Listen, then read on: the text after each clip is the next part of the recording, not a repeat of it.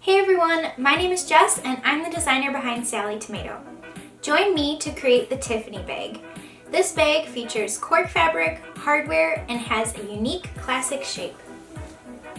In this video, I'll take you step by step to make the entire project. I've also included tips on how to sew with knit fabric and some bonus hardware hacks that aren't included in the pattern and are only available in this video class. You'll learn how to prepare cork fabric handles and a crossbody strap, how to attach a slip pocket, how to attach unique hardware such as purse feet, strap arches, and metal handles, how to attach a double slide zipper. I'll also take you step by step to learn how to install a drop-in lining. I love this method of construction because it avoids bias binding and it looks super professional when it's done. Included in this online class is the full video tutorial. The pattern and your supplies will need to be purchased separately. Grab your supplies and let's get started. For my Tiffany bag, I'm using this gorgeous soft leopard knit fabric that I got from So English, and I'm using Sallie Tomato natural cork fabric for the contrast fabric. So to prepare my fabric for attaching it to the foam, since this is a knit, normally you don't use knit for making bags, but I loved this print and it is so soft.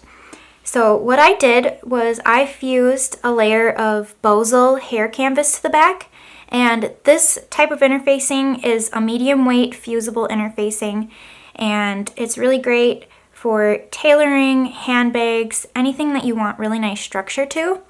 And I'm really pleased with how it feels on the knit because the knit is still soft. It has a little bit of stretch to it, but it really reduced the stretch, which is what we want for bag making. We don't want something to stretch. And also, if you crumple it up and you turn your bag right side out, there's absolutely no wrinkles since we're using this knit fabric. So it holds its shape really well. It's super soft. And I think this is my new favorite fabric for bag making, especially because it doesn't wrinkle. So after you have all your pieces cut out, the first step in the instructions is to attach the foam to the coordinating pieces. So I've already matched up all of the foam pieces, and we're going to start with the exterior front and back, and then the contrast bottom panel. So you're just going to have the right side of your fabric up, and you're going to layer the exterior front on top of the foam and align all edges. And sometimes if you have a piece of foam that's a little bit bigger, like for this piece here, I just roughly cut around the size that I'm making, and I can trim that off later. Because what we're going to do is we're going to top stitch the fabric to the foam. We're going to use a 1/4 inch seam allowance around all the edges. And for the knit fabric and the foam, you can use a basting spray to hold these together, or you can use pins, wonder clips.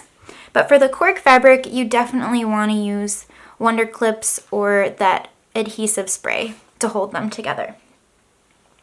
So we're going to start by top stitching with a 1/4 inch all the way around. And you can lengthen your stitch length so it's a little bit longer. The point of this step is to just attach the fabric to the foam, so having a little bit longer of a stitch length helps it go a little bit faster.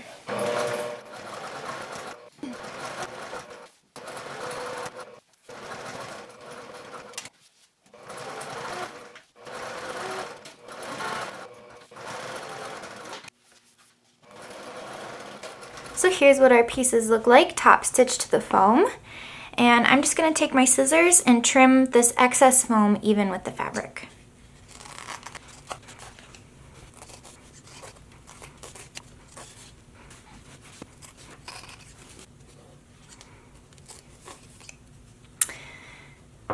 And then you can set those pieces aside. And now we're going to repeat the same process for the 4 exterior upper side panels. And then we have an upper side panel foam piece that's larger. So basically you're just going to equally space all of the upper side panels on the piece of foam, And you're going to top stitch around each one with a 1/4 inch seam allowance. And lastly, you'll do the same with the contrast lower panels. So this will be out of the cork fabric, and you'll equally space them on the foam and top stitch them in place with a 1/4 inch seam allowance as well.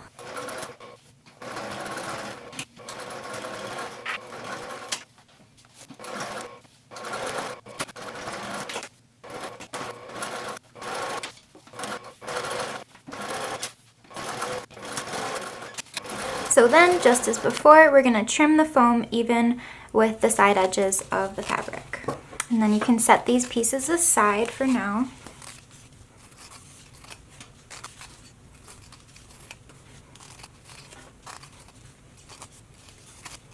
And here's what your upper side panel pieces will look like, and you can set these aside as well.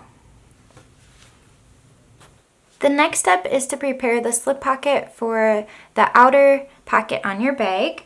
And you'll have this big piece that's 18.5 inches long and 10 3/4 inches wide. And I fused the hair canvas to this piece as well, so that way it had more structure to it. And you're simply going to fold the slip pocket in half with wrong sides together. So now it should be 9 1/4 inches high. And you can take this over to your ironing board and give it a good press along that top folded edge. Make sure all your sides are even and aligned. I'm just going to add a couple pins. And then you'll take this over to your sewing machine and top stitch along that folded edge with a 1/4 inch seam allowance. Whenever I do top stitching, I change my stitch length to 3. It's nice to have a little bit longer of a top stitch, so that way it looks a little bit more decorative and professional. And it's always a good idea to back stitch.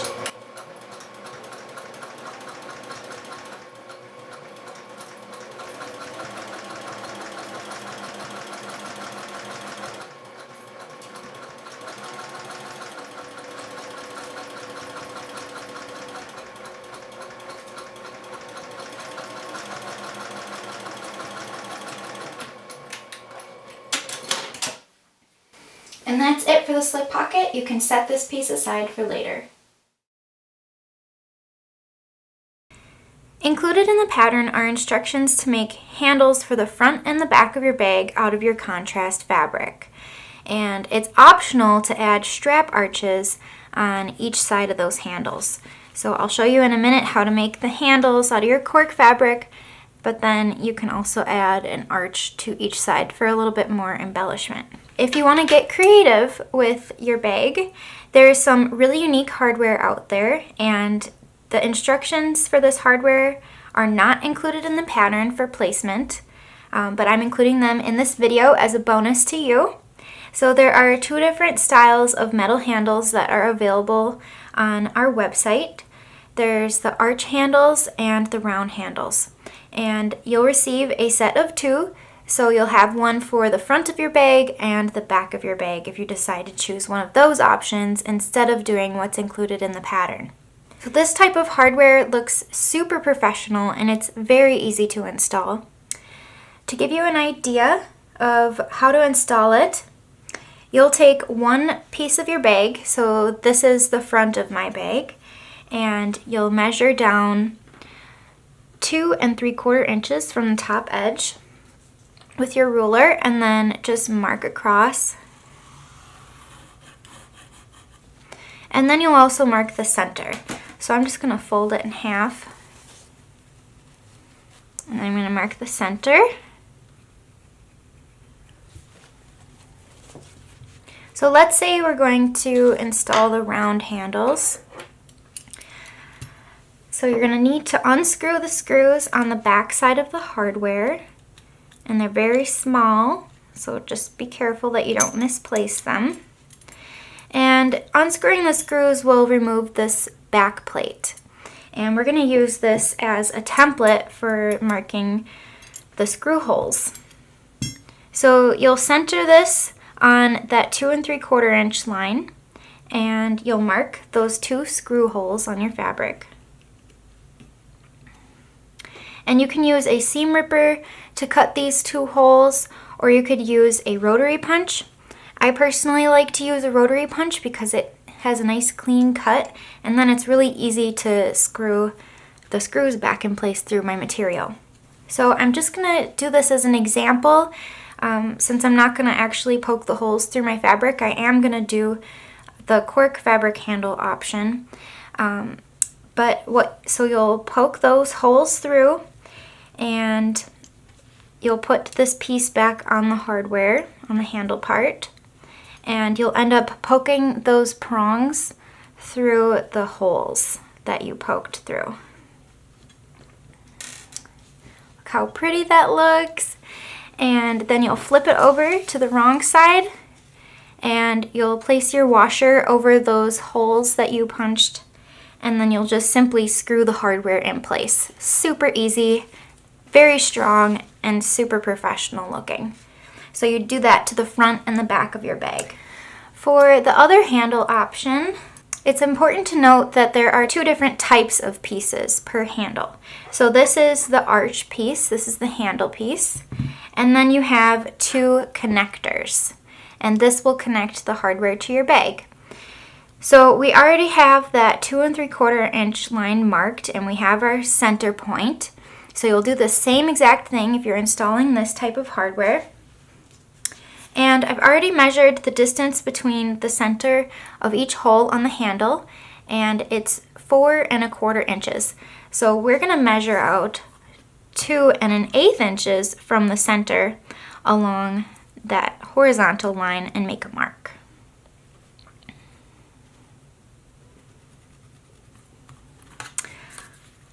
So then you'll take your screwdriver and unscrew the back plate from each of the connectors. And you'll use that back plate as a template and center the top hole on each of those 2 1/8 inch marks. So you'll do the same for this one and put it over here. You'll take your pencil and mark both of the screw holes and punch those screw holes or cut them with your seam ripper. Then you'll place the connector through the hole on the handle on one side, and you'll place it over those holes that you punched. And you'll do the same for the opposite side. Then you'll flip the hardware over and the project over. And just like before, you're gonna add this back plate over the holes that you punched, and then you'll screw the screws in place to secure the hardware. And again, you do the same to attach the other side. So that'll kind of give you an idea of what this version of Handel will look like on the bag. Super pretty, very classy, and very unique as well.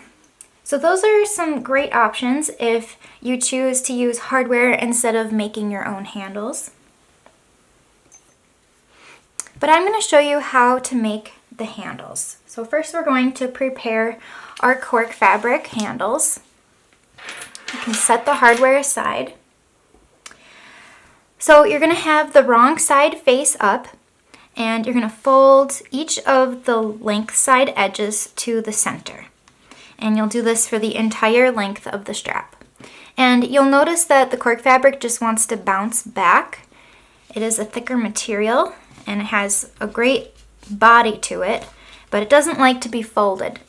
So either you could use some wonder clips to hold this in place, or I like to use Clover double-sided basting tape. This is the strongest tape that I have found that will hold cork fabric, and you can sew through it and it won't gum up your needle.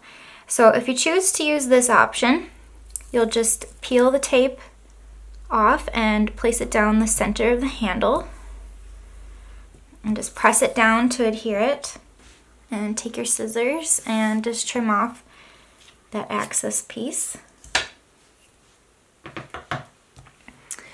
And then you'll just peel off the paper side to expose the other side of the tape. And now when we fold the edges to the center and press down, it's not going anywhere. So I love using this tape when I'm sewing with cork fabric. It comes in handy for a variety of applications. So you'll do this for the entire length of both handle pieces. And then you'll take this to your sewing machine and you can top stitch from the right side with a 1/4 inch seam allowance along both length side edges.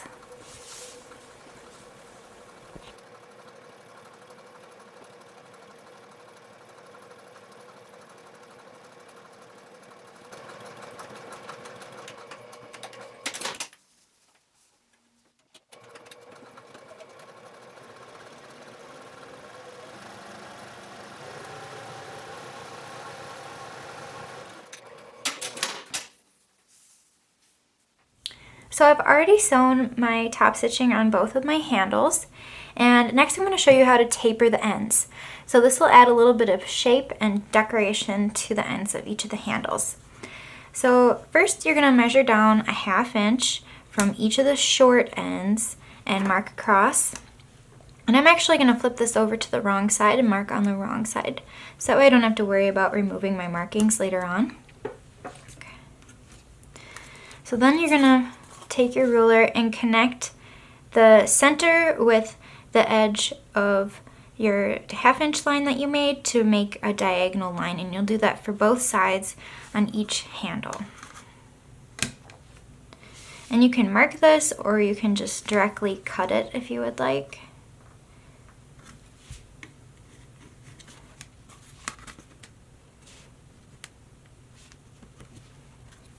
So then you're going to take your scissors and cut along each of the diagonal lines to taper the ends.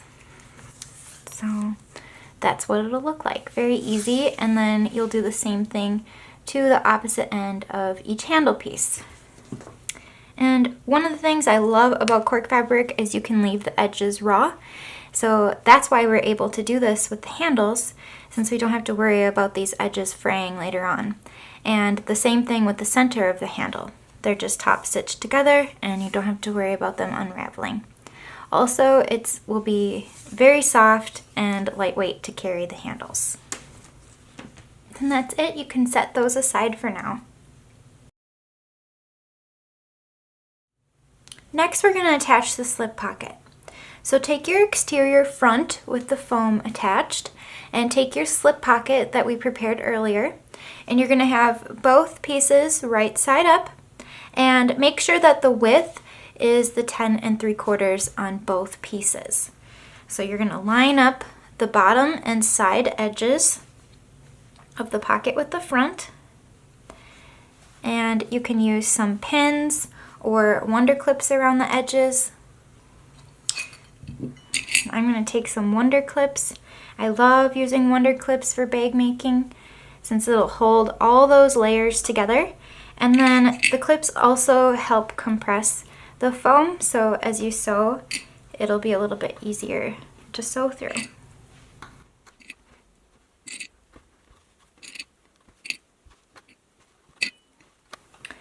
Then you'll take this over to the sewing machine and top stitch the pocket in place with a 1/4 inch seam allowance on the sides and the bottom edge.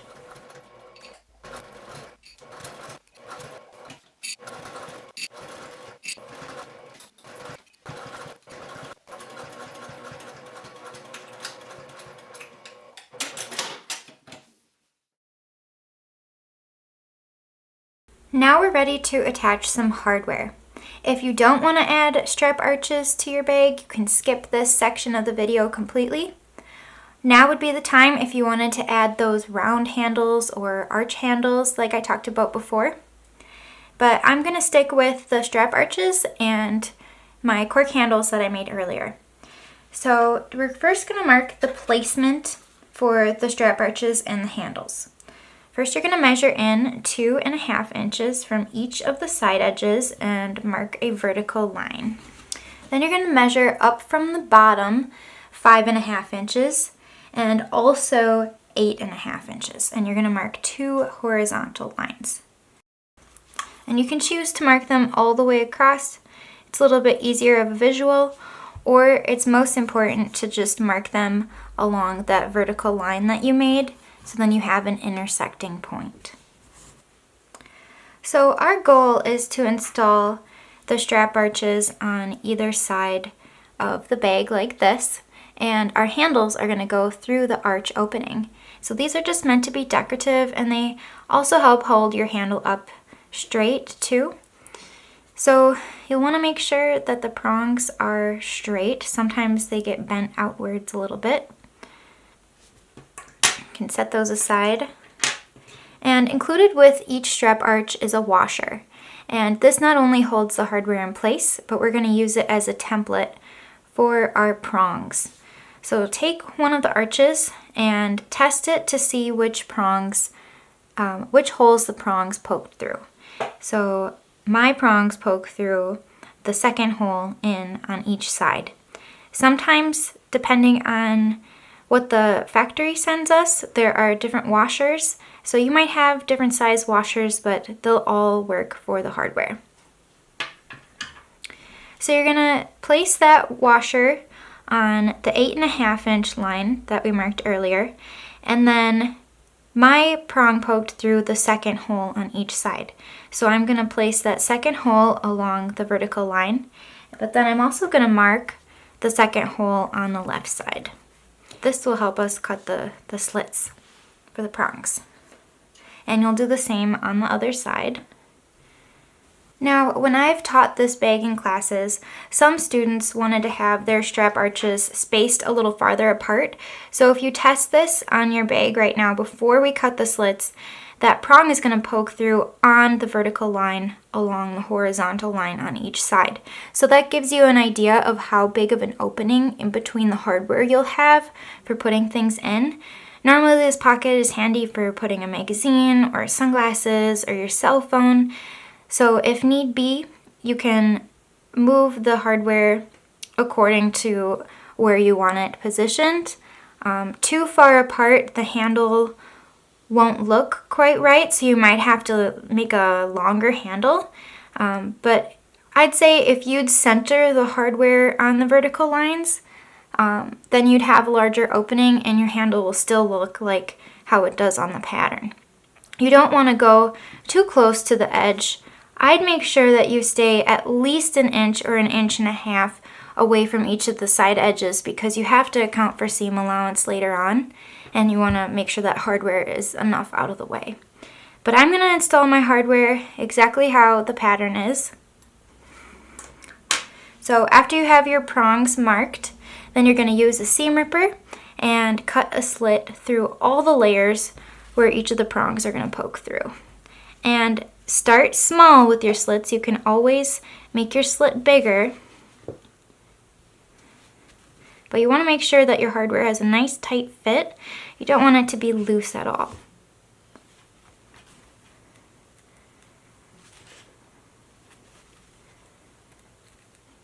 And one other tip, if you're afraid of cutting your fabric and going too far, you could take a pin and put it on the top of where your slit will be.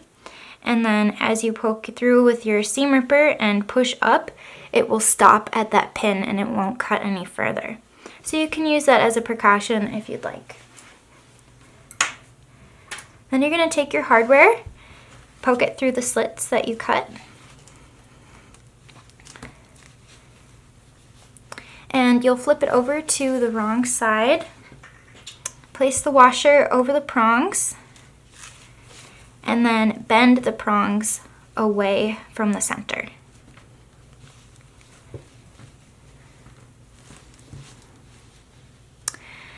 And if you'd like, you could take a scrap of that fusible interfacing from before and iron it over the back side of your hardware, and that will help prevent your bag from being scratched from the hardware at all. And then you'll do the same for the remaining arch on the front of the bag, and then you'll install 2 strap arches on the back side of your bag as well.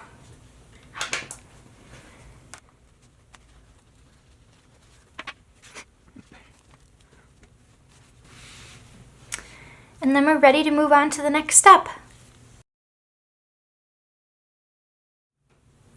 After you have your strap arches installed and all your markings on each half of the bag, we're going to start with one side of the bag and attach one of our handles that we made earlier. So take one of your cork fabric handles and have the right side face up of your fabric and your handle, and you're going to feed each end of the handle through one of the strap arches. And the point end of the handle will be in line with that 5.5 inch mark, and then the side edge of your handle will be even with the 2.5 inch mark. So that'll help be a guide to make sure that your end of your handle is straight. And you'll do the same for the opposite side. Now, since we can't use pins on cork fabric, either you can hold this in place as you sew. Otherwise, you could use some of that double-sided basting tape that I showed you earlier. You can adhere it to the center back and just stick it in place. Or you could even try sewing with some paper tape. And so this tape you can sew right through, so you can position your handle and then just tape it in place. And you can sew right over the paper tape and it will tear off after you're done sewing. So I'm going to do the paper tape option, and you're going to top stitch each end of your handle in place. And you're going to sew starting at the hardware. Have your presser foot as far back as you can, and you're going to sew with an 1/8 inch seam allowance down the side, along the tapered end, back up the side, and you'll stop sewing where you started and sew across the handle. If you did not add any strap arches, you'll start at the 8.5 inch line with an 1/8 inch seam allowance and sew down the side, taper end, back up to the 8.5 inch line and sew across. So a little bit different depending on if you chose to use the hardware or not. And you'll do this for each side of the bag.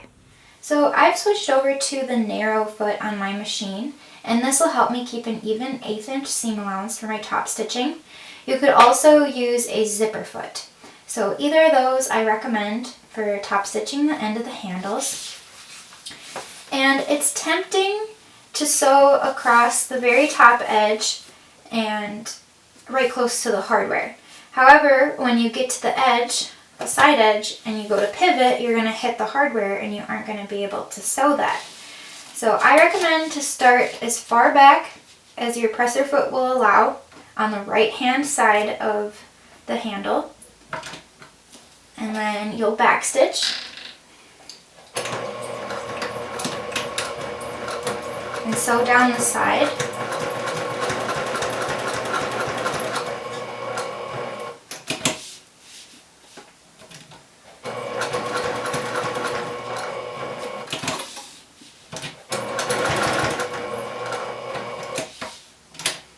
And then you'll come up the opposite side and you'll stop stitching across from where you started and then sew across the handle there.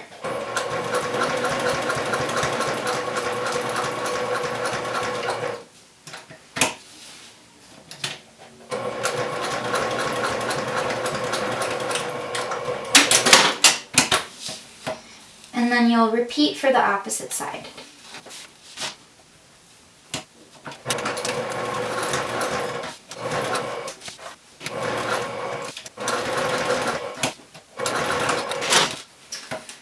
We can take our paper off, and you repeat the same steps to attach the handle to the front of your bag.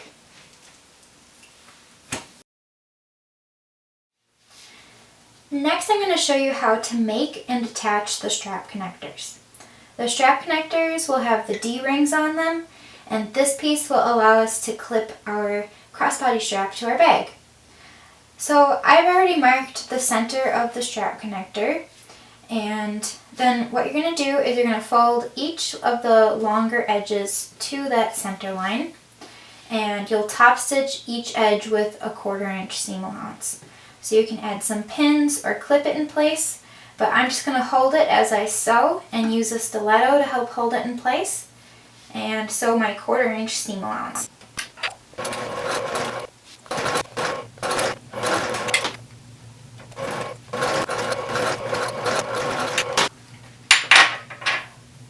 So here's what it'll look like when it's done with the top stitching on both sides. Next, you're going to take your strap and fold it in half, matching the short ends. And you're going to cut along the fold to create 2 strap connector pieces. So you'll have 1 connector for each D-ring. So take one of the connectors and slide the D-ring over one of the connectors so that way the flat side is against the wrong side of your fabric. And fold each of the short ends so they meet in the middle on the back side. And then just pin it in place. And I usually pin both of the folds in place to keep them from shifting. And you'll do the same for the remaining connector and D-ring.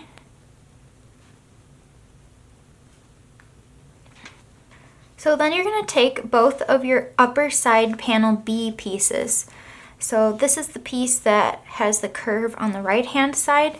You also have 2 that are A's, and we'll set those ones aside for later. So we need to transfer the placement of the strap connector from the pattern piece onto each of the upper side panel B pieces. So there's a variety of ways that you could do this. Usually what I like to do is place it against the right side of your fabric and align all the edges. And take a pin or your stiletto and poke it through one of the corners of the placement box. And then just fold away the pattern piece and mark where the pin pokes through on your fabric. So that'll be the upper left-hand corner. And then we'll mark the upper right-hand corner. And then the same for the bottom 2 corners. So then you have all your corner points marked, and then you can just line up the corner points of the connector. Otherwise, if it's a little bit easier for you, you could cut this out with a pair of scissors, and then you have the entire rectangle that you can mark. So you'll remove that center piece of paper, you'll cut it out, and then you can just trace the inside of the strap connector placement box. So either way, whichever's easiest for you. And after you have your placement marked, then you're going to take one of your connectors and center it in between the placement marks.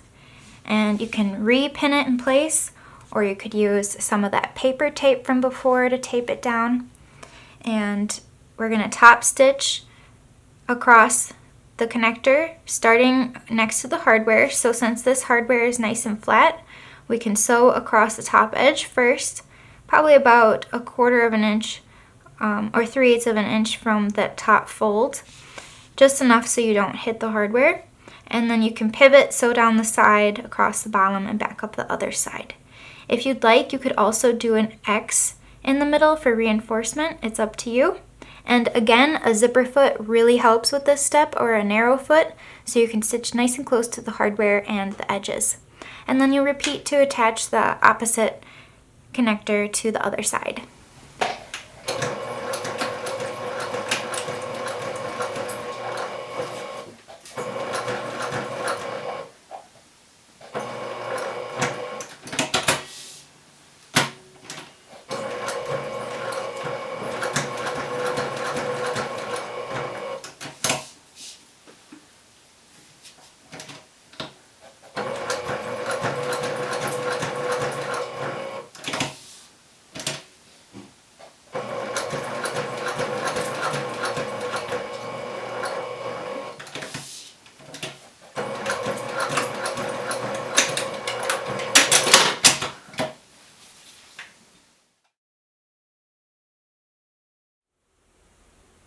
Position your exterior front so it is right sides up and the handle is towards the top.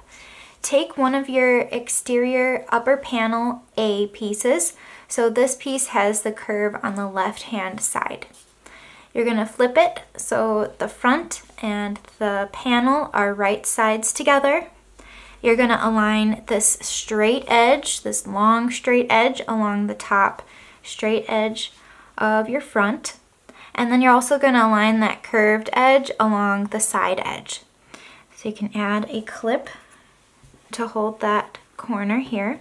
And what we're going to be doing is we're going to be sewing just a little bit to attach the upper side panel piece to the front. Also, you'll want to take your pattern piece, and it can be either pattern piece because the indication on the pattern is the same. There is a placement called the start-stop sewing line. So you're going to want to transfer that mark to all 4 of your upper side panel pieces. So you can do that before you attach them. And I'm just going to take a pen and mark. And that'll tell me where to start or stop sewing. So in this instance, we're going to start on the top edge and sew down. And as you sew, you're going to want to slightly curve the panel so that way the edges stay even on the side, and you'll stop sewing at that mark. And you're going to sew with 3/8 of an inch seam allowance. And make sure to backstitch when you start sewing. Make sure this curved edge stays even with the side edge of the front. And backstitch once you reach that placement line that we marked earlier. So you'll want to finger press that seam open. And this is what it'll look like pressed away. So we have one panel attached. Now we're going to take one of our panel B pieces that has the connector with the D ring attached to it, and we're going to repeat the same process but for the opposite side.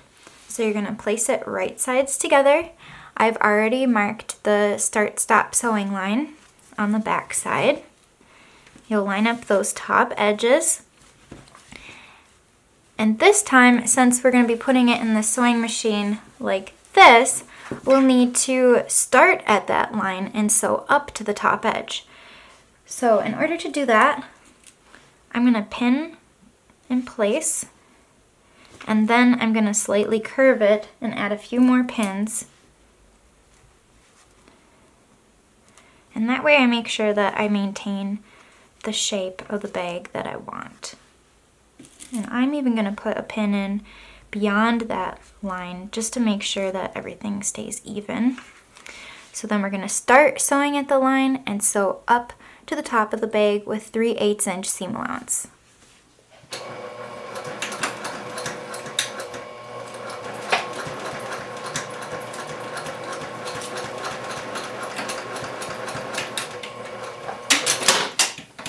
So again, you'll finger press that seam open, and then you'll fold it away from the bag. So here's what our bag looks like so far, and you're going to repeat the same process for the back side of the bag with the remaining upper A panel and upper B panel going on those same coordinating sides.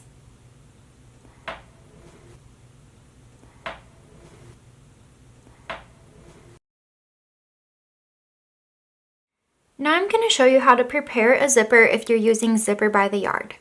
For this project, you need a 26-inch or longer zipper. What's great about using Zipper by the Yard is you can cut any length of zipper that you need. So whenever you buy Sallie Tomato zippers by the Yard, they have a nylon coil with a metallic finish, so they look like metal teeth, but they're not. So you can cut and sew directly over the zipper tape and the coil. The pulls themselves are metal, so you'll still have to watch out for when you're sewing to make sure they stay out of the way.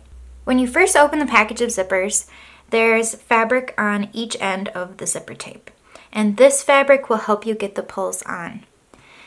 I've already been using this zipper tape, so I have a raw edge, and I've already gone ahead and stitched over the coil so that way my zipper won't come off when I put it on the tape. So that's the opposite end. So my advice is to always save one end for putting the pulls on, and then you zip all the zippers down to the other end and you do your cutting from this end. So that way you always have that fabric to help you get the pulls on.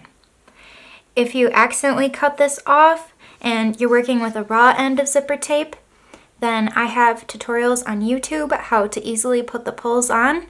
It's just as easy, but sometimes it takes a little bit of practice. So definitely check that out if you're using raw zipper tape for Zipper by the Yard. So we're going to make a double slide zipper for our project. So if you look at the zipper pull, this is the right side of the zipper pull, and if you flip it over, that's the wrong side. So the pull is flat, and the right side has the pull tab. So you're going to have the right side up, and then if you look at the zipper tape, you'll see the coil, and that is the right side of the zipper. The wrong side has the stitches on the back. So make sure you have the right side of the tape and the right side of the pull face up. Now, we're going to start by putting on the pull that has to go backwards first. So if you look at the pull, there's a flat end with only one opening and a rounded end that has two openings. And since we're going to be putting on the zipper pull that goes backwards first, it has one opening, so we're going to leave our coil together just like it is. And you're going to place both of the fabric ends through that single opening of the zipper pull, and you'll push it onto the tape and you'll feel it stop and it won't go any further. Then you just take both sides of the tape and you pull, and this pull slides right on. So you can move that down out of the way for now. Now we're going to attach the pull that will meet in the middle with the other zipper pull. So this time we're going to use the rounded end that has two openings, which is perfect because now we have two sides of our zipper chain. So you're going to put one side through each hole and just leave the pull on the fabric end for now. Don't put it on the zipper yet. And make sure that your fabric ends are aligned so that way you know your coil is even. And then you're just going to zip up the zipper. And that's how easy it is to put your zipper pulls on your tape. So now, like I mentioned before, we're going to zip these pulls all the way down to the opposite end.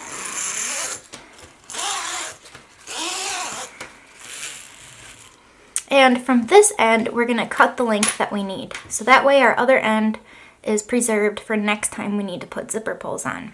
So I'm going to take my ruler and mark 26 inches. And I'm using a shorter ruler, so I'm going to have to measure a few times. So here's where our 26 inches comes to. And you're going to take this over to the sewing machine and you're going to sew an 1/8 inch on both sides of the marked line.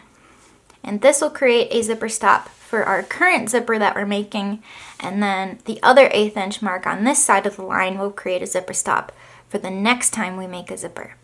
After sewing, we're going to cut on the marked line. So take this over to your sewing machine and just sew slow. Since it is plastic, you can sew over it. And after we sew those two lines, we're going to cut down the center along that marked line to separate our zipper from the rest of our zipper tape. Since this is a nylon coil, like I mentioned, you can sew directly over the teeth, but you never know when you're going to break a needle, so just sit back and make sure that you sew slowly. So now our double slide zipper is ready to install into our project. The pattern calls for a 26 inch or longer double slide zipper, and that is longer than the top edge of our bag for a reason. So you can zip your pulls all the way to one end and make sure that they're closed, and you're going to place your zipper right sides together with the front of your bag. Our zipper is longer so that way your pulls can extend past your fabric. So that way when you're sewing your zipper in place, you don't have to worry about your pulls getting in the way. So make sure that your handle is folded down out of the way. And as you see on the other side, we just have a little bit of zipper tape hanging over the edge. So you're going to top stitch the zipper in place along this top raw edge with 3/8 inch seam allowance. So just make sure your handle stays down out of the way, and that way your pulls are off the edge. A zipper foot or a narrow foot will help for this step.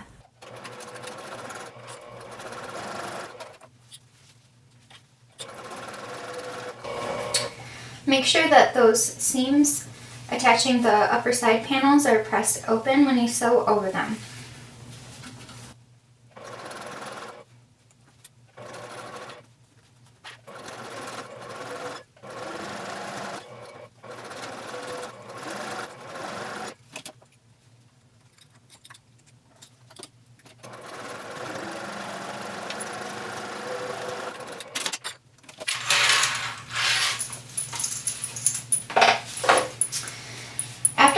zipper down. Now you're going to press the zipper up towards the top of the bag and press the seam towards the bottom of the bag. So this is what it'll look like on the wrong side. Make sure that your seam isn't pressed up. You want it pressed down. And we're going to top stitch 1/4 inch away from the zipper. And again, whenever I do top stitching, I like to lengthen my stitch length to about 3 millimeters so it looks a little bit more decorative and it matches consistent with the rest of my top stitching.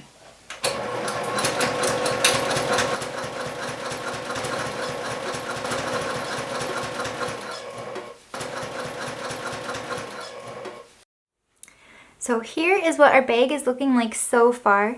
Super cute. I love how it's turning out. So now we're going to attach the back side of our bag to the opposite side of the zipper. And it's going to be the exact same steps as before. This time, you're going to place your back of your bag right sides together with the front. And make sure that you press those seams open and that your seams line up and will be across from each other. So I'm going to have to scoot that down a little bit. And you can check from the wrong side too to see if your seams line up. And then you'll also want to make sure that the bottom edges of the side panels are even. So you can continue clipping, making sure that the zipper tape is even with that raw edge of the back. And then you'll sew together with 3/8 inch seam allowance across the top edge and do your top stitching with a 1/4 inch seam allowance just like before. So this is the part of the class where everybody starts to get excited because they can see all these weird shaped pieces coming together and making a bag. So I hope you're getting excited as I am. Next, we're going to zip the zipper pulls to the center.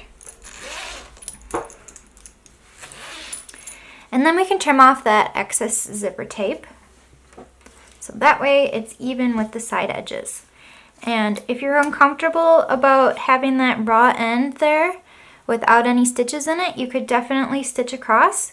But as long as you don't move these zipper pulls, you'll be fine because we're going to sew across it right away in the next step.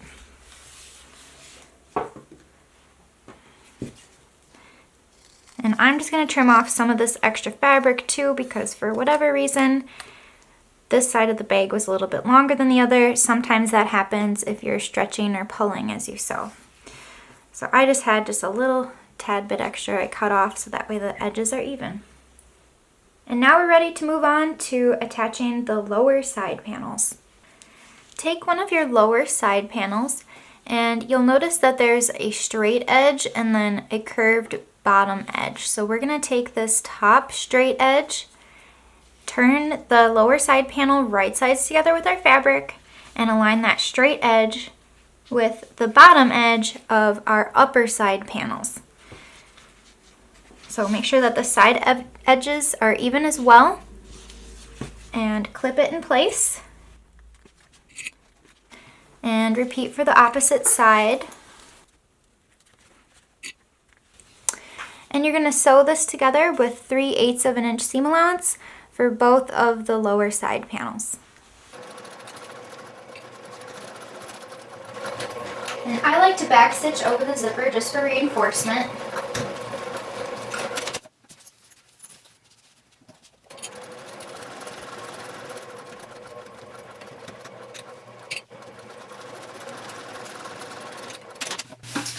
Now you're going to take your scissors and trim away as much foam as possible from both sides of the seam. Just be careful not to cut through the cork fabric or your zipper tape. It's okay if you cut through some of the main fabric.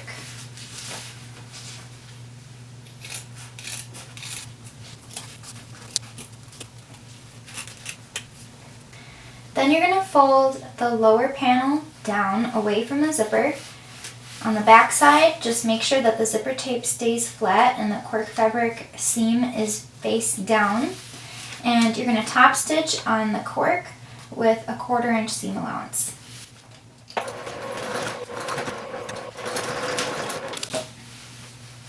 So this is what it'll look like, and you'll repeat for the opposite side.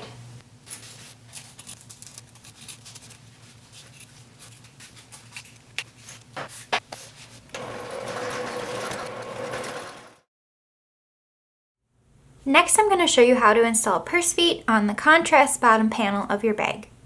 Purse feet are optional, but they help add a little bit of support and stability to your bag and also help protect the bottom of your bag from getting dirty because they lift it off of the table or wherever you set it down just a little bit to help prevent it getting dirty and scuffed.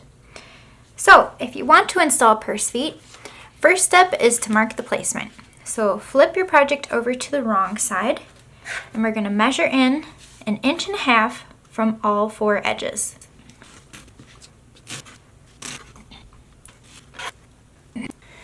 Where each of the lines intersect is where you're going to put a purse foot. And you can cut a slit with your seam ripper like we did earlier for the strap arches, or I like to use a rotary punch to make the holes for the purse feet. So I have mine set about 1/8 of an inch diameter, and I'm just going to punch a hole at each of the intersections. And as you can see, it made a clean cut all the way through the foam and the cork. So then take one of your purse feet and you're going to poke the prong through the hole. And then on the wrong side, you'll take a washer. And this is just a universal washer, so you'll notice that there's a hole in the middle and 2 slits. So this piece of hardware is also used for other hardware installation. For the purse feet, you're just going to use the center hole. You don't need those slits on the sides. So put the foot through the hole and then separate each of the prongs. And what I like to do is add a drop of permanent glue on the back side of each of the purse feet, and that'll help secure them in place. And also iron a scrap of interfacing over the back side of each of the purse feet to help protect the inside of your bag. The next step is to attach the bottom panel to the front of the exterior. So you're going to place your fabrics right sides together, and you're going to align one of the long edges of the bottom panel along the bottom raw edge of the front panel. So make sure the side edges are even as well and clip the layers together.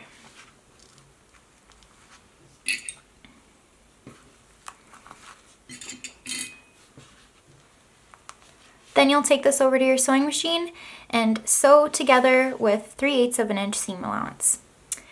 After sewing together, trim away as much foam from the seam allowance as you can to help reduce bulk. Then you're going to fold the bottom panel away from the front and you're going to press the seam so it's towards the front. So that way the cork fabric lays flat.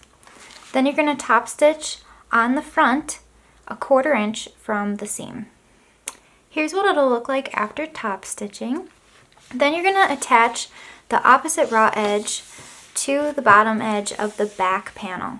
So you're just going to place them right sides together and you're creating like a loop for your bag, attaching the other side. So you'll repeat the same process with 3/8 of an inch seam allowance and 1/4 inch top stitching.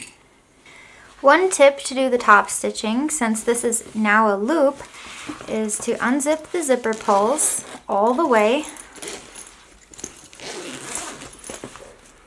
And then you're going to put this underneath the needle of your sewing machine and you can sew right along the back edge to do your top stitching with the zipper open wide.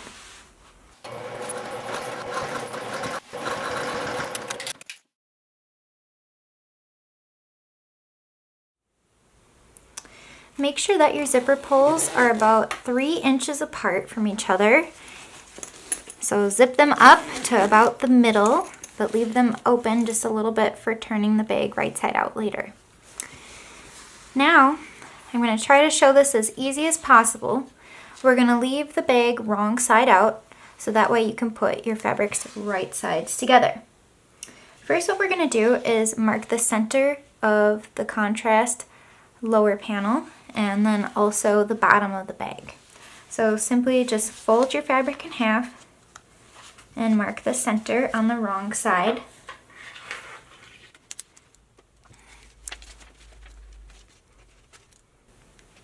And you'll do the same for the opposite side of the bag. Then with right sides together, you're going to match those bottom centers and clip them in place.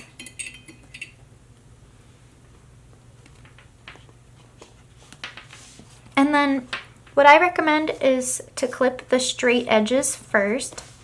So just clip a little bit more of the bottom edges together.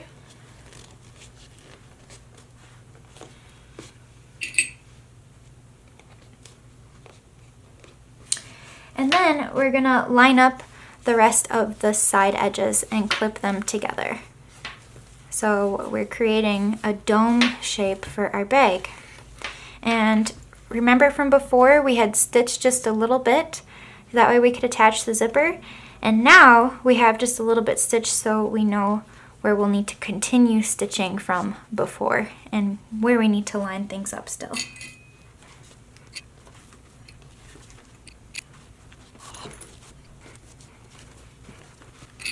So then you're going to start at that start-stop sewing line from before and sew all the way around and stop at that opposite start-stop line.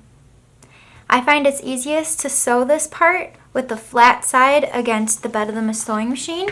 So you're going to position it under your machine as sew and start up in this corner here and sew around. And that way when you get to the corners and some of the more challenging parts, you can just squish the bag down as you go, and you don't have to worry about squishing the cork or the foam because it will all bounce right back into place. So you're going to sew with 3/8 inch seam allowance all the way around the side edge.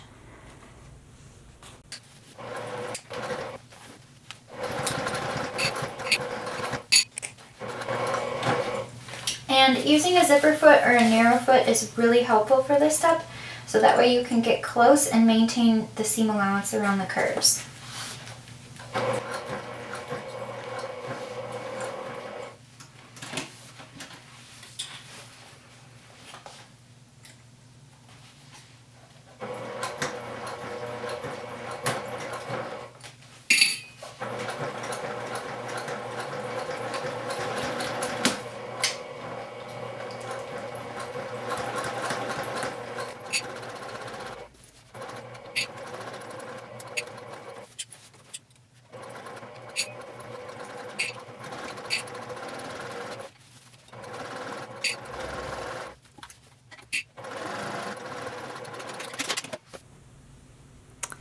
So here's what one side will look like after you're done sewing. And make sure that you fit your hand inside the bag and feel around, and you can even unzip to see if there were any holes or spots that you missed in the seam allowance. And after you do that, then you're going to trim the entire seam allowance to 1/4 inch wide. And this will help reduce bulk when we turn the bag right side out later.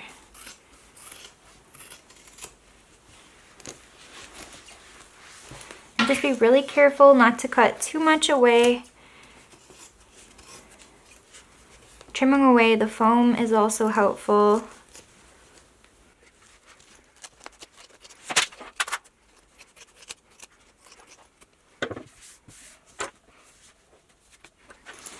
So then if you unzip the zipper at all, just make sure you zip it back up.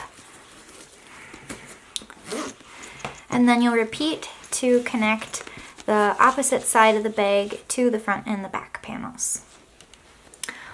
Okay, my opposite side is sewn and trimmed, so we're ready to turn the bag right side out. So unzip the zippers all the way, and then you can turn it right side out. And use your fingers to push out the corners. And then you can also roll the seam to help the seam lay a little bit flatter.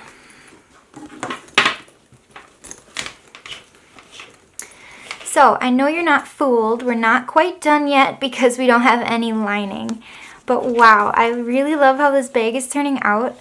I don't often keep bags for myself. Usually I just keep them for trade shows and trunk shows. but I'm loving how this one is turning out. So let's move on to the lining and finish this bag up. The next step is to assemble the lining. So take either your lining front or back. Make sure that you have the width as 10 3/4. So your piece will be taller than it is wide. So make sure you have that positioned correctly. And then also take 2 of your upper side panels, and they should have opposite curves of one another. So I've already gone ahead and marked the start-stop sewing line on the wrong side of each of my upper side panels, and you can find that on the pattern piece. And we're going to assemble the lining the exact same way as we assembled the exterior, but this time we're going to use a 1/2 inch seam allowance. And the reason why we're using a wider seam allowance is so that way our lining is just a little bit smaller and it'll fit a little bit better inside our bag. So start with the piece that has the curve on the left, and you're going to place it right sides together with the front of your lining, and you're going to align those long straight edges along the top. And I'm going to add in a few pins. And then remember, as you sew, you're going to slightly curve the upper side panel so that way the raw edges stay even on the side. And then you'll repeat for the other upper side panel.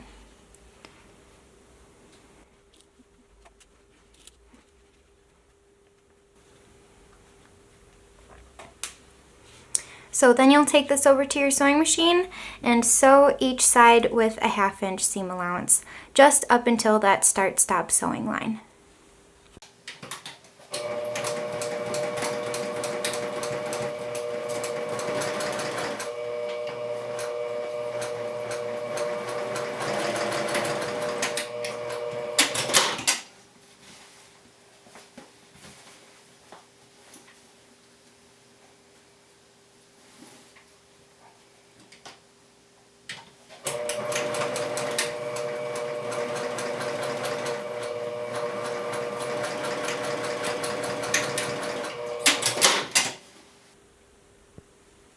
So this is what your lining piece will look like with the upper side panels attached.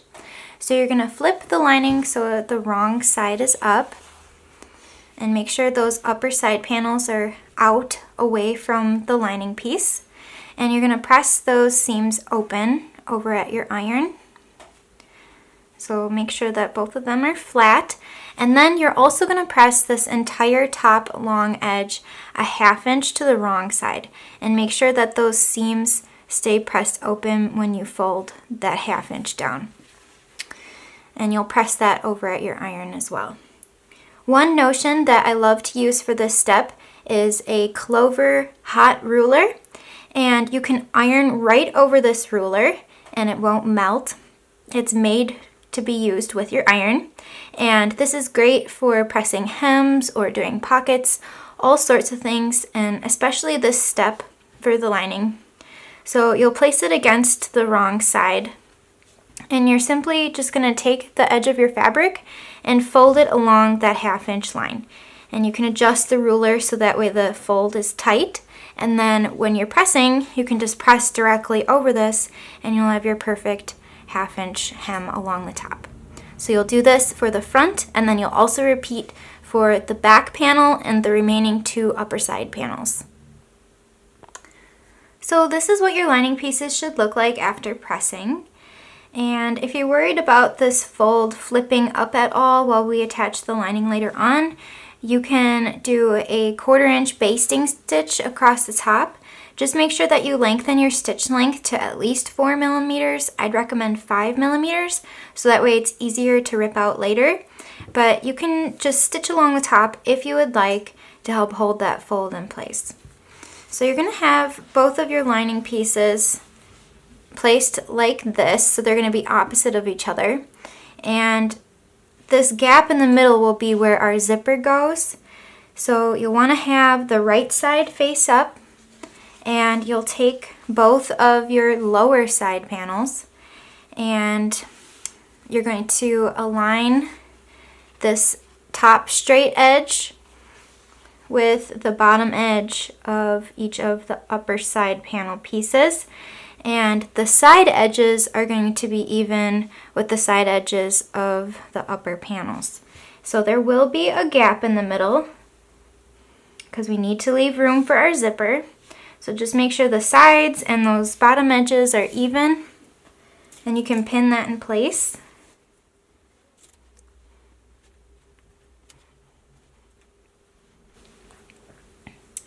And make sure that those folds that you press stay folded, so I put a pin in each of the folds so they don't come undone.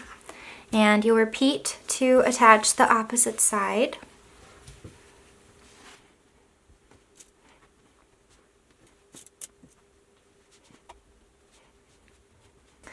And then you're going to sew these panels together with a 1/2 inch seam allowance along the straight edge, and you'll do that for both sides.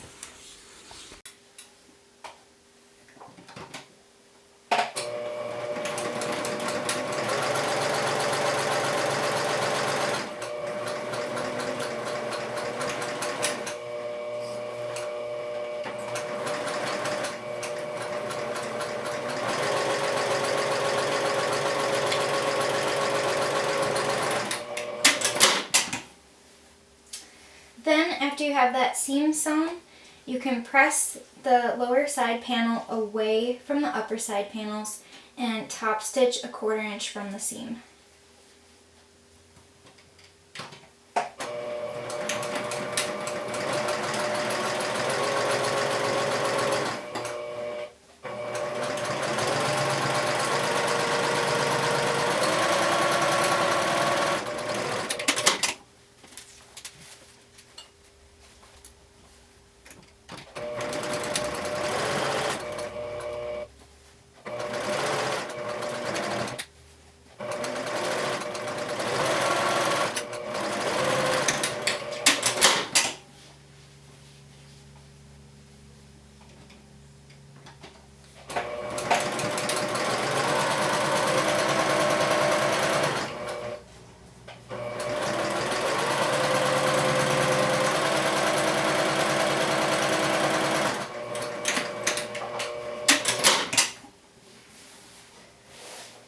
Next, we're going to attach the lining bottom piece.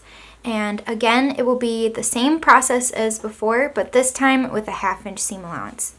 So you're going to place it along one lower edge of the lining piece, and you're going to have right sides together, and you're going to sew a 1/2 inch seam allowance. After that is sewn, you'll take this opposite raw edge and you'll match it with the opposite side of your lining. So you're creating a tube. So this will be sewn here, and then you'll sew it to the bottom edge of the other side of the lining. So here's what the lining should look like so far with the bottom piece attached. And I went ahead and I top stitched each of the seams to help everything just lay nice and flat and crisp. So next, we're going to attach the side panels to the sides of the front and back of the lining. And this will be the same process as before.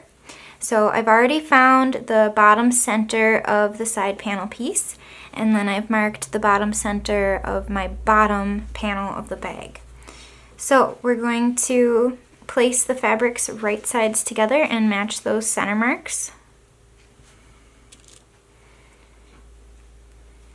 And I recommend to pin the straight edges first, and then you're going to pin the sides starting at the top and working your way down, and then easing in the corners. And you'll do the same for this side, pinning those together, and then you'll repeat for the opposite side of the bag, matching up those center marks and doing the pinning all the way around on the right side of the bag as well.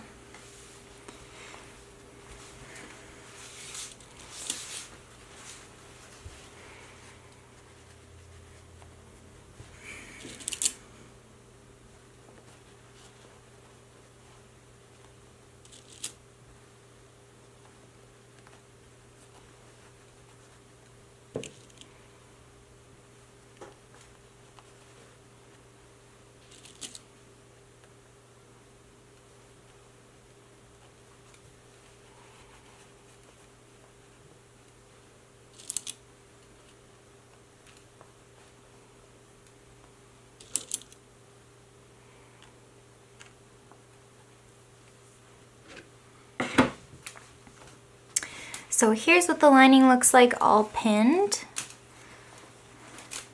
And you're gonna sew each of the sides with a 1/2 inch seam allowance all the way around. And to make it a little bit easier on you, you can unfold this top edge temporarily. So that way this area is flat when you go to sew, and then you can start right where you stopped sewing before. And then after you go all the way around, then you can just refold it back in place. But that gives you just a little bit more room, and you're not fighting to try to get close up to those stitches from before. Also, it's a little bit easier to sew with this flat side against the bed of the sewing machine, and then the curved side face up. So we curved the fabric around these corners, so this side is now considered the curved side, and the side panels are flat. So I'd try sewing it that way, but if you want, you can sew one way and one the other to see what is easier for you. So again, you're going to sew with 1/2 inch seam allowance, and that will complete our lining.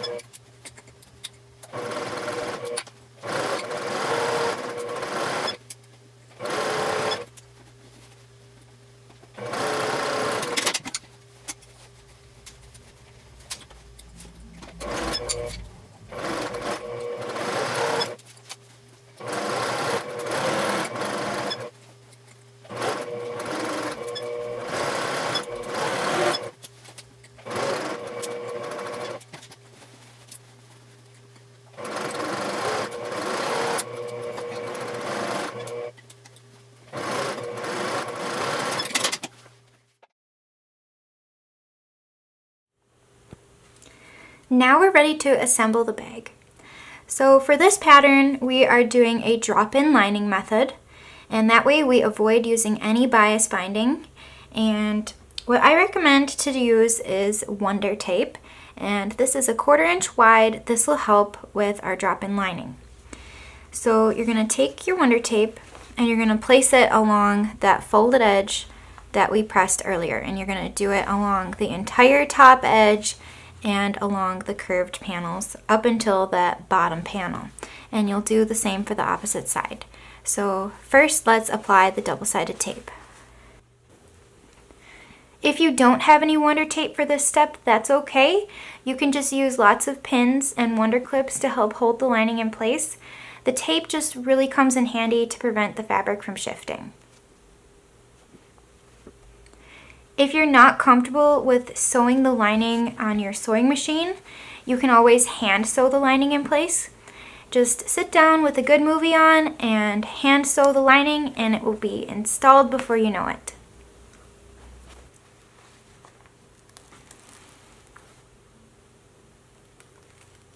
So I'm just going to peel off one side of the paper at a time because this is very sticky.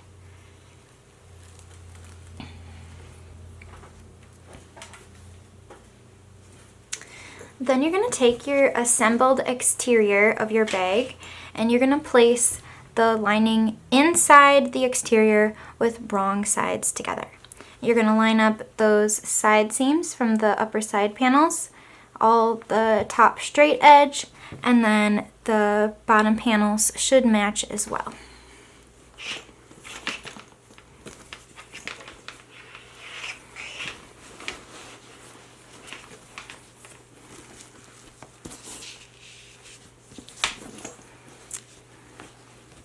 So first I'm going to match up those seams from the side panel, and when you line up the lining and position it in place, you'll want it about 1/4 inch from the edge of your zipper teeth, and that way it'll be right in line with your seam from before. So you should see some stitching on the back side of your zipper.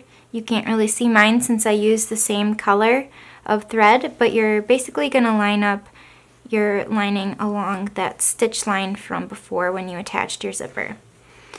And you're just going to press it down to adhere it in place. And you can use wonder clips or pins to hold it. I'm going to pin mine because I don't want it to shift at all. And the tape will really help hold the lining in place as well.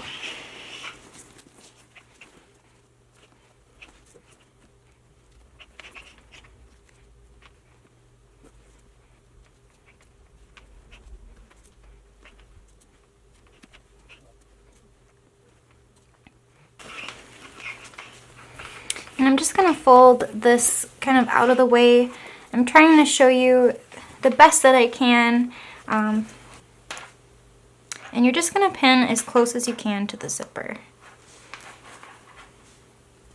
So here's what it's looking like so far. Now I'm going to pin the opposite side.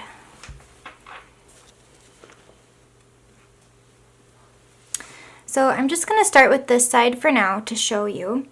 And we're going to take this over to the sewing machine and top stitch along our previous top stitching for the zipper to hold one side of the lining in place. Then we'll repeat to attach the opposite side of the lining. So to get this under my machine, I just turned part of the exterior with the wrong side out. So I just poked those corners down and just pushed them out of the way so that way I could get underneath and close to the zipper. So I'm going to lower my foot and I'm going to start at the bottom panel where my previous top stitching for the zipper begins, and I'm going to sew all along the previous top stitching.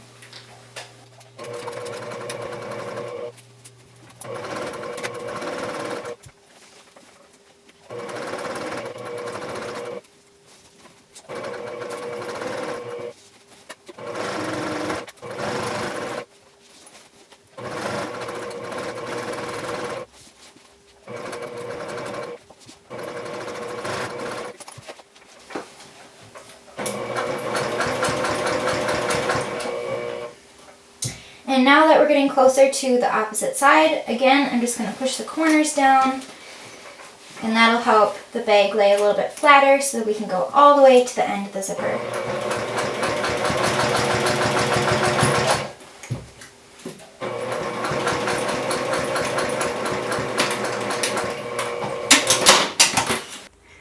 So here's what one half of the lining looks like attached to the bag. You can see it's all top stitched, so just make sure that you caught the lining all the way around. And here's what it looks like from the front. So you can't even tell where we attached the lining since we went right over our top stitching. So now we're going to attach the opposite side of the lining the exact same way, and then our bag is complete.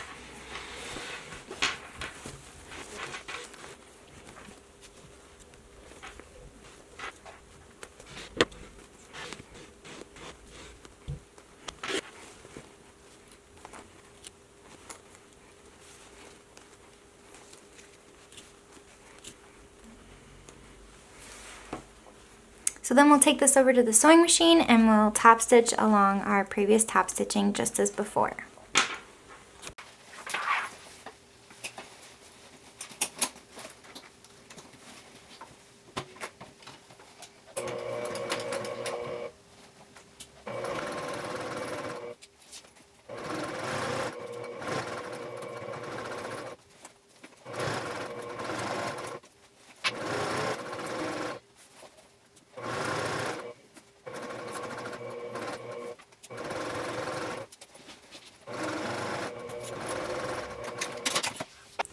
So here is what the inside of our bag looks like with the lining installed. Everything is secured down. You don't need to sew across this bottom edge here. You don't have to worry about that coming undone because stitching the lining in on the sides is enough. So then you can zip your bag closed, adjust the lining in so it lays flat.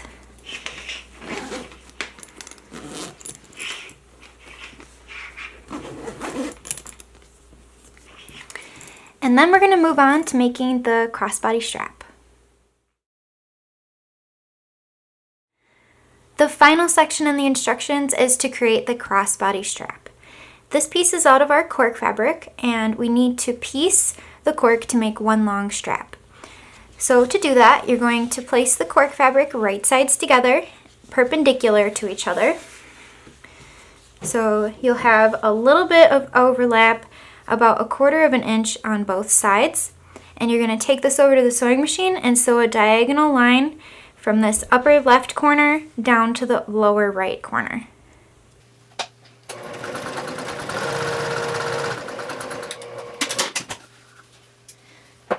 Then you're going to take your scissors and you're going to cut about 1/4 of an inch away from the seam that you just made.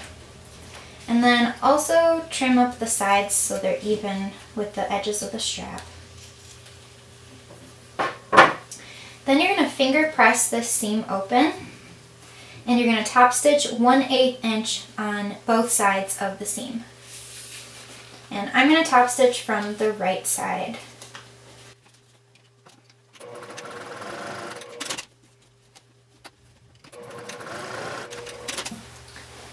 So then you can trim up the thread, and by doing the top stitching, it helps add a little bit of strength to the seam and keeps the cork fabric laying flat.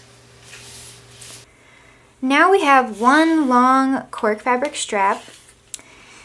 Next, we're going to fold the strap in half with wrong sides together and line up the raw edges.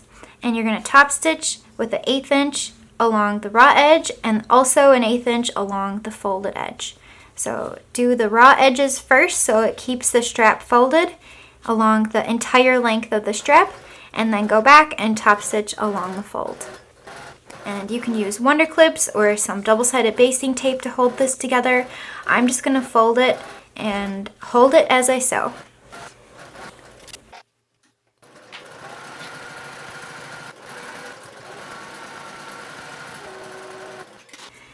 The next step after top stitching is to attach the slider buckle. So our hardware that we have left are 2 swivel hooks and 1 slider buckle. So the right side of the slider buckle should be face up. The wrong side, you can see the center bar was folded to the back, so that's considered the wrong side. So the smooth side is the right side. So have the smooth side face up and take one end of your strap and you're going to thread it through the buckle, going underneath, over the center bar, and back down. So this is what it'll look like on the front and the back. Then you're going to fold this raw end. So from the fold to the raw end measures about 1 1/4 inches. And then you're going to take this over to your sewing machine and top stitch the raw end in place with 1/8 of an inch and also 1/4 of an inch. So I usually do 2 lines of top stitching. Some people like to do a box with an X in the middle for reinforcement. It's up to you, just as long as you top stitch the end of the strap to itself.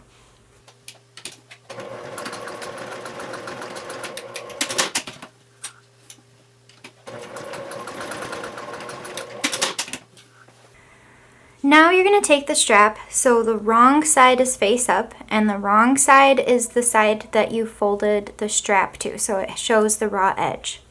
So take your thumb and have it on the wrong side, and make sure the strap doesn't get twisted, and go all the way to the end of the strap that doesn't have any hardware on it.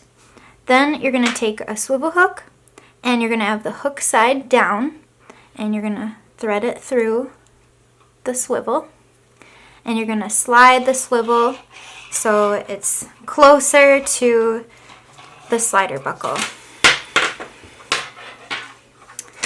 So just make sure that everything isn't twisted, so you should have the raw edge showing here and the swivel hook part towards the right side, like this.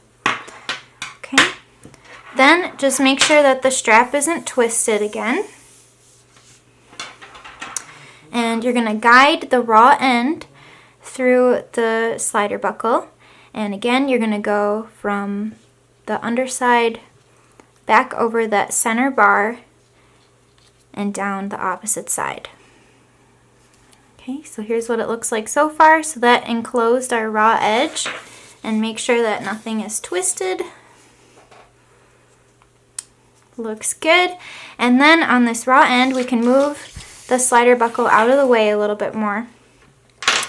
And now we're going to add the other swivel. So now we have the buckle side up. This is the underside. And this time you're going to have the hook part towards the top, towards the right side. And then you're going to fold the raw end so it measures about 1.25 inches from the fold to the raw end. And again, you'll top stitch the end of the strap in place. So once you have that done, you can clip each of the swivel hooks to each of the D-rings on the sides of your bag, and your new purse is ready to use.